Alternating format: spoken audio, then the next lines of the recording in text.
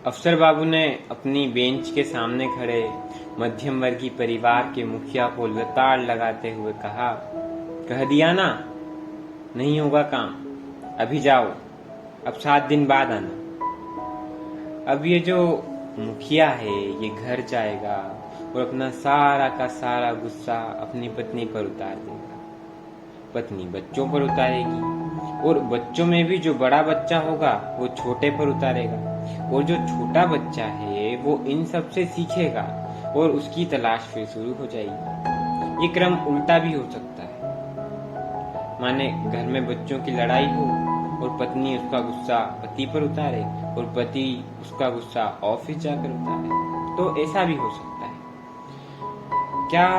क्या हम कभी सोचते हैं कि हमारे द्वारा किया गया क्रोध हमारे भीतर और बाहर कितनी गहरी छाप छोड़ जाता है?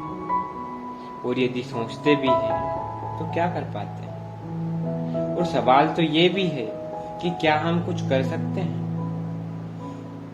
क्या आपके मन में कभी ये सवाल आता है कि हमें पता है कि क्रोध करने से कितना नुकसान होता है, हमने इसके बारे में कई जगह सुना, कई जगह पढ़ा है, लेकिन फिर भी हम क्रोध को रोक नहीं पाते। ठीक वैसे ही जैसे कोई तंबाकू खाने वाला व्यक्ति, उसे पता होता है कि तंबाकू खाने से कोई जानलेवा बीमारी हो सकती है, और उसके बावजूद वो उसे छोड़ नहीं पाता।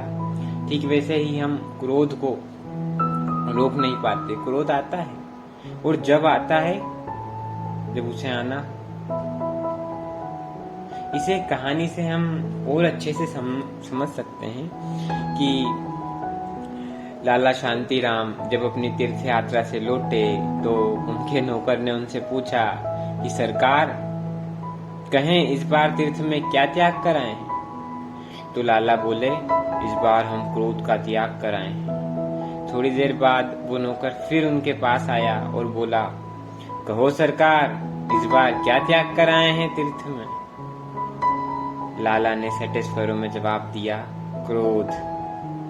थोड़े समय बाद जब नौकर फिर से लौटा और फिर से उसने वही प्रश्न पूछा, तो लाला का सब्र का बांध जैसे टूट सा गया हो, जैसे खुल सा गया हो, और खुली आंखों से उन्होंने उसकी ओर देखा और अपना जूता निकालकर उसके पीछे दौड़े और बोले, कहा ना क्रोध त्याग कर आए हैं हम, समझ नहीं आता, 2 बार कह चुके हैं।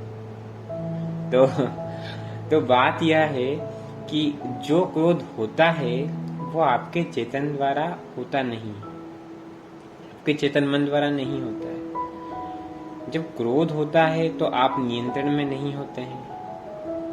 यदि आप क्रोध को विजय करना चाहते हैं तो इससे लड़ना छोड़कर इसे देखना शुरू करना होगा। जब क्रोध आए तो उसे पूरे होश और हवास में देखना शुरू करो।